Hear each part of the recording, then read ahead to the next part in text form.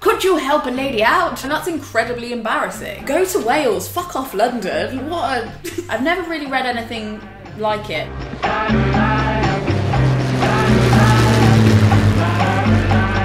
Hello and welcome back to my channel and to my rather plush new armchair. And when I say new armchair, I mean my landlord's armchair, but I'm sure he won't mind us using it as a boat today. It is the year of our Lord 2021 and none of us, well, most of us, shouldn't be travelling this summer. There, I said it. And because you're probably not going on holiday anywhere that isn't your home country or home vicinity this year, I thought we could go on a journey through the shelves, through the pages, and learn about other countries even though we can't go to them. Now I have a confusing existential crisis about tourism and travel because in some ways I feel like a lot of the tourism that's set up for you if you don't know much about a country and you travel there is set up around capitalism, but it's also set up to kind of essentialise a culture or essentialise a country so that you can cram as much of what could be true into a very small amount of time. Now when you travel to other countries doesn't mean that you don't learn something about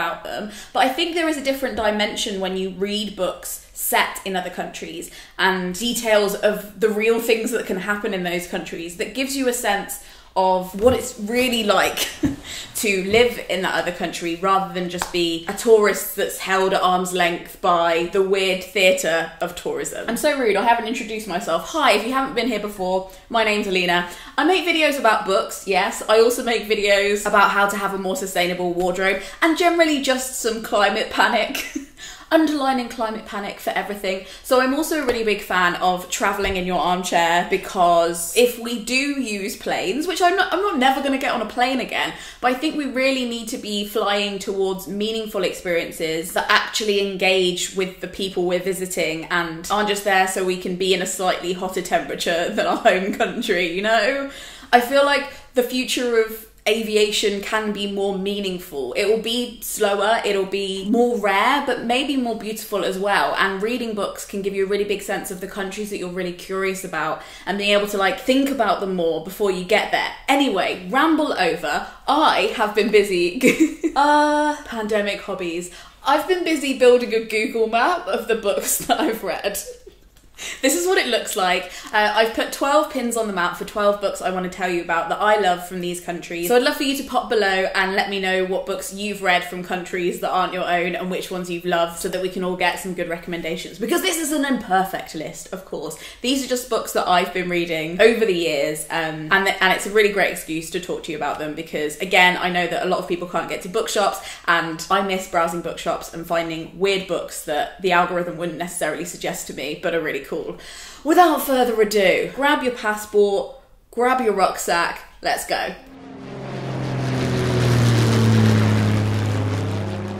Now first, we're not going very far. We're going to Wales. I love a bit of Wales, I do. I'm sorry. I lived in Wales for 3 years and it is a country that if you haven't been to Britain before, go to Wales, fuck off London. What a... London's fine. Wales, incredible. I met a lot of people abroad who don't really know that much about Wales. It's a separate country to England. It has its own language. We colonised it. It's a whole thing. My grandma was Welsh and she became very insistent in her old age to relearn the Welsh language and connect with that part of her. So Welsh culture is incredible. I'm going to recommend one book to you, which is Resistance by Owen. Owen is an incredible Welsh writer and this book in particular is phenomenal. It's set in a slightly alternate universe where the Nazis won the Second World War and invaded Britain. Everyone is forced to speak German and this book is a small book focused on a small enclave of cottages almost hidden in the Welsh valleys, and one night all the women go to sleep and wake up and all the men have disappeared. They think that they've joined the resistance and they didn't want to tell them to protect them, but it's really unclear and it's quite a haunting, spooky story. A little while later, a band of German soldiers come to set up camp in the valley, and there's this really hostile relationship obviously between all of the abandoned women in the Welsh village and these German soldiers who are very young, and they start to slowly move towards each other as they get snowed in one winter and they can't get out of the valley. They start to reach out to each other, and the women start to recognise the faces of their sons, the faces of their husbands that have gone missing, and the German soldiers start to recognise the humanity of the Welsh women in the valley. And it's really beautiful, really gut-wrenching, and really gives you an insight as well into the atmosphere of the Welsh valleys, how beautiful they are, and how integrated you can become with a landscape, and how that can kind of remove the political context of what you're going through. Next, we are off to Korea with a book called White Chrysanthemum. Since this is an imaginary journey, it's not climate conscious, we're gonna whiz all over the map. We're going to the province of Jeju to hear about the story of two sisters who are part of a community of female divers who are the hunter-gatherers of the community. It's really interesting, I'll leave the links to it below.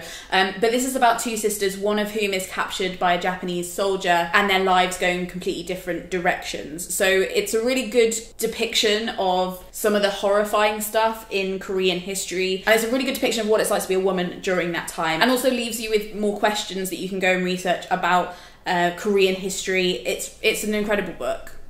Very harrowing, I would say, but very good. Now, before we fly any further, I think we need a bit of a burger, bit of a layover, bit of a rest. Let's sit in an airport, put our feet up, and hear for a minute from our sponsors, Babbel. Ah, hallo! Ich habe dich doch nicht gesehen! I have just been engrossed in a German lesson from our very kind sponsors, Babbel. A very fittingly titled product for me, since when I am not reading, I am talking. You might remember that I've worked with Babbel before. They're really fab language learning experts who get you going on real life conversations in the language of your choice fast. As you might know, I love reading translated fiction, but it is an aspiration of mine to one day read a book in another language, other than English, obviously. So I've been starting from the bottom with my German. I've been taking some time out every day, usually around lunchtime, to curl up with Babbel and mein Deutsch zum Verbessern, you know? I've tried quite a few language apps, and I always come back to Babbel, not only because they cover listening, grammar, vocab, all the essentials, but they also actually get you speaking, and they have voice recognition built into the app, which means that every class they can check you're actually pronouncing things okay. And then you get the benefit of the verbal feedback of like being in a classroom without actually having to be in a classroom. They're not copy and paste courses either. Each one is crafted individually around each language. They have like 150 teachers and experts on board to do that. So once we can finally travel, you're not going to find yourself walking up to a local and sounding like a numpty. I also really like the features that they've added since last time I worked with them. So now they have podcasts. You can really immerse yourself not only in the language but the culture of the place that you're learning about while you're going about your day. So for instance, I really enjoyed getting a tour of Berlin while doing the wash up. I obviously really appreciate you sticking around for these sponsored segments. They really help support the channel, and I always make sure there is something in it for you. So if you go to the link in my description, you're going to see a 3 for 3 deal, which means when you pay for 3 months, you get 3 months free. So if you're looking to invest in yourself and your ability to connect with people from different backgrounds, you can do it without breaking the bank. They carry all of these languages, so take your pick and get nattering. Thank you so much to the Babbelers at Babbel for supporting the channel and for also helping me towards my goal of one day being able to read a book in another language. Come on. Speaking of, I should probably get back to it.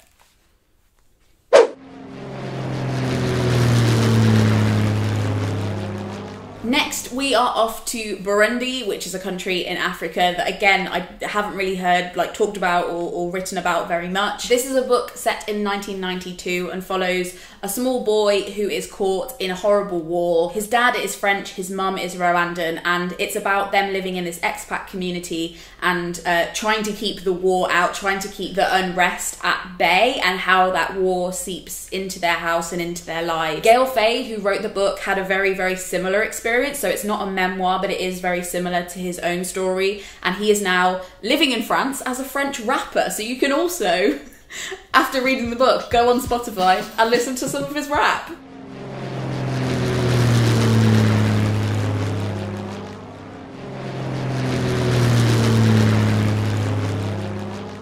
Then we're buzzing over to Haiti and the Dominican Republic.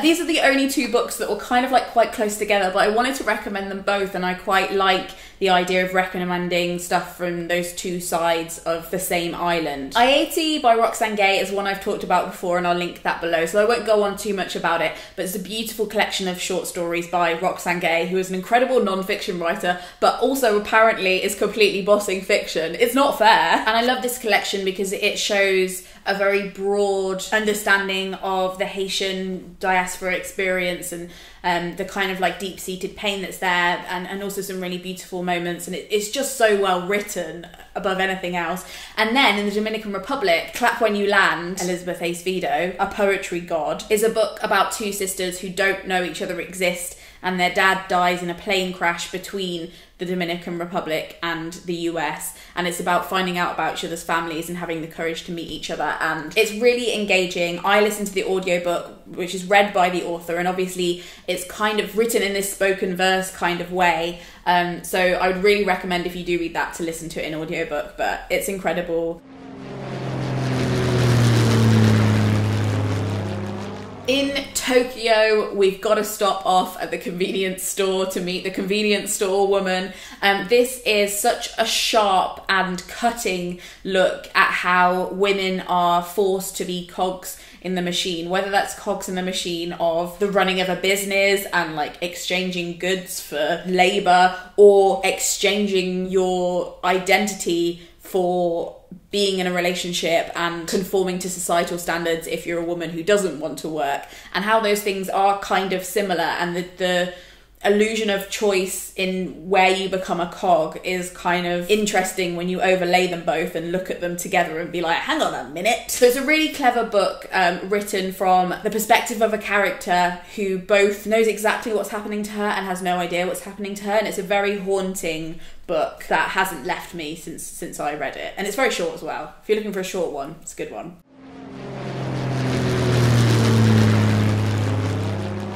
Next, can I trouble you for a trip to Istanbul? Three Daughters of Eve is a book that I have publicly loved for a long time. I personally call it a will they won't they love affair between a woman and her religion, but it's about a Muslim woman who lives in Istanbul, and she's looking back at her time at Oxford University, where her world was kind of flipped upside down by a lecturer that taught her some weird things, and her experience with the two friends she made there, one of whom was a very modern Muslim woman who held the Quran at arm's length and kind of engaged in a very bohemian way with her religion, and her other friend who held the Quran very tightly and wanted to keep to the rules and had very rigorous ideas about feminism and all the different possibilities of faith that opened up to her during her time. So most of it is set in Istanbul, and it's her experience as an older woman with her daughter who is also challenging her beliefs, and it's a really incredibly written book, so beautiful, and I've never really read anything like it before or since. I think it's a really special book. Now this next book I think is set in Vosges in France. It's definitely set in France, and I'm pretty sure that is the region that it's set in. It's near Switzerland, which makes sense for the plot, but this is called The Rest of Our Lives, and it's by the author that wrote The Reader on the 627, which I know has a bit of a cult following among you lot, and now also me. What an incredible book. So I wanted to read more from this author. I recently read this, and it's really moving. It's a lot more light-hearted than The Reader on the 627. It's a road trip book about a carer who gets attached to this older man, and they have a really beautiful platonic friendship, and a young man who is an embalmer, an undertaker, and his relationship with his grandma, and through many hijinks they all end up in one car on a road trip together, and it's very sweet, it's very uplifting, and if you're looking for something that still tackles hard topics like death, but is a small story about a few characters, and it's kind of also really atmospheric and warm, and obviously they also pop from France into Switzerland, so you get to see a bit of Switzerland as well. It's a really cozy, beautiful little read.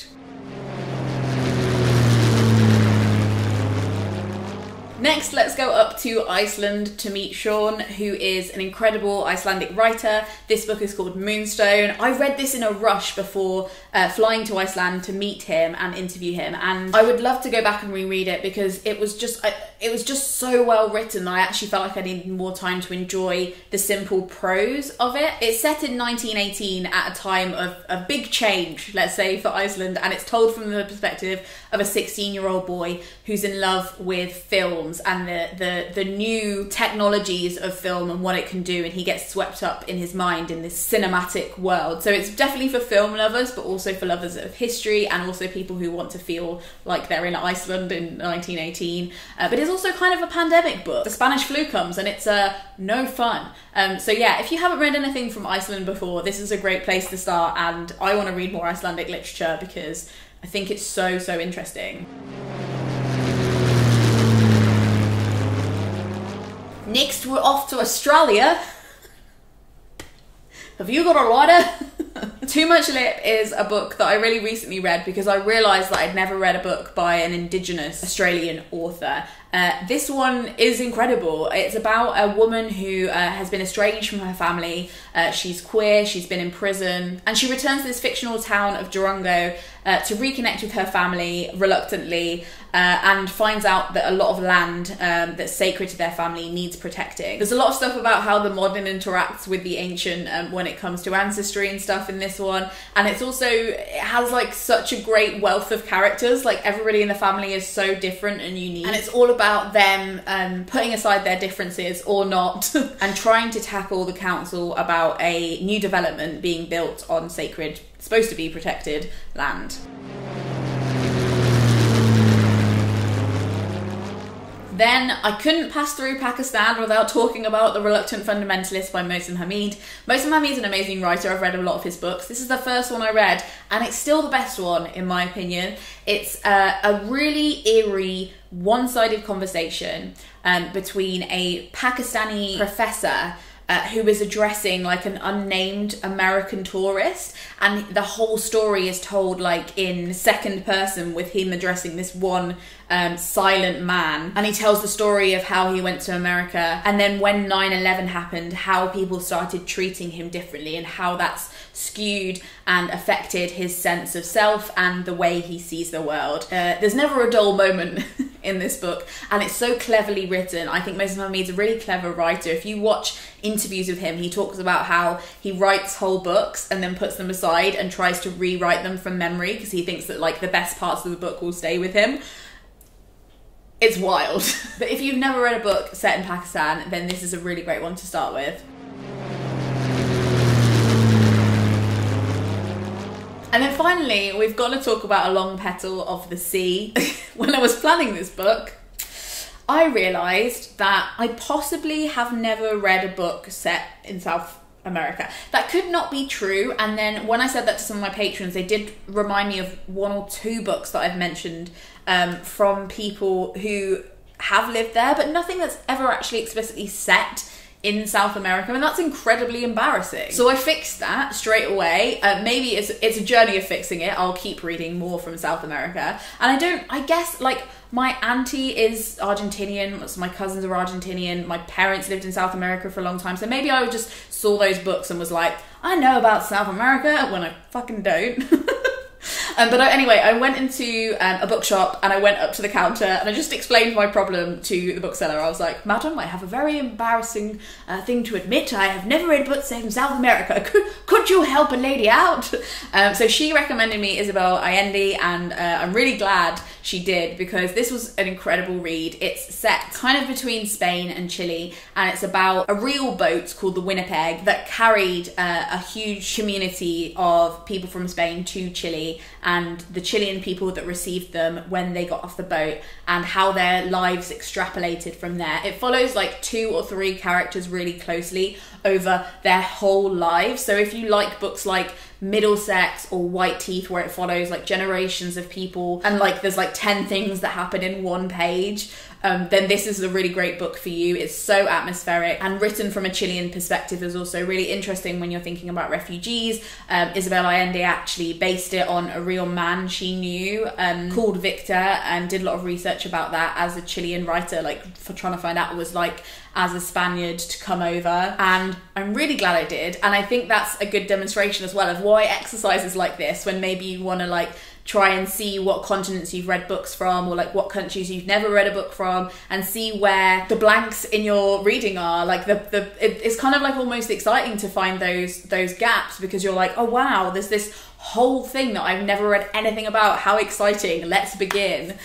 So if you're feeling sad that you haven't had a holiday this year, or you won't be exploring anywhere new, there's still loads of possibilities of how to explore stuff, and you might even learn a little bit more about the culture than sitting in a hotel picking your nose. Do you know what I mean? So anyway, I really hope you enjoyed this video. Again, thank you to Babbel for sponsoring this video and supporting the channel. You can find a list of the books that I mentioned below, as well as a link to my Google Maps if you want to see where all the books are. Do consider subscribing if you haven't already. If you like this video, here are some other videos I think you might enjoy. Whether you're off to Wales or Chile or Lahore, I hope you have some great travels in your armchair.